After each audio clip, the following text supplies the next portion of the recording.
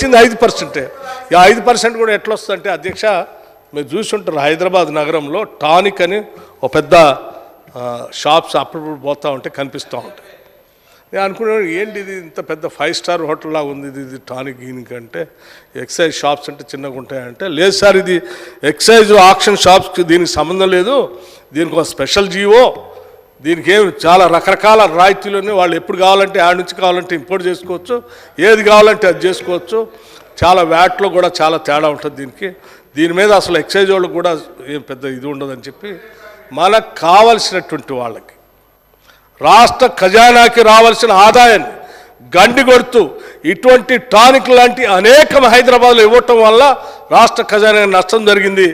అటువంటి వాటిని మేము కట్టడి చేస్తాం, ప్రతి పైసా రాష్ట్ర ఖజానాకు వచ్చేటట్టు చేస్తాం.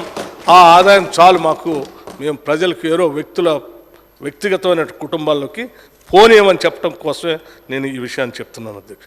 అట్లాగే అధ్యక్ష మీరు అదే ఇస్తా అధ్యక్ష, మీరు ఐఎమ్ నాట్ హీల్డింగ్ అధ్యక్ష ప్లీజ్.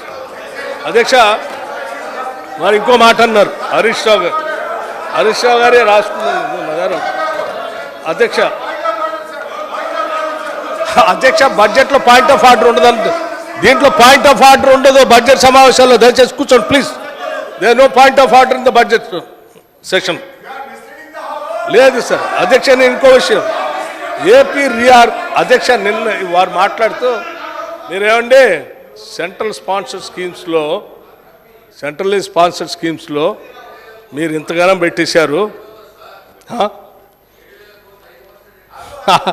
ఇంతగానం పెట్టేశారు మీరు ఏంటి 2023-24లో మేము 41,250 కోట్లు పెట్టాము, మీరు మాత్రం 21,000 కోట్లు పెట్టారు.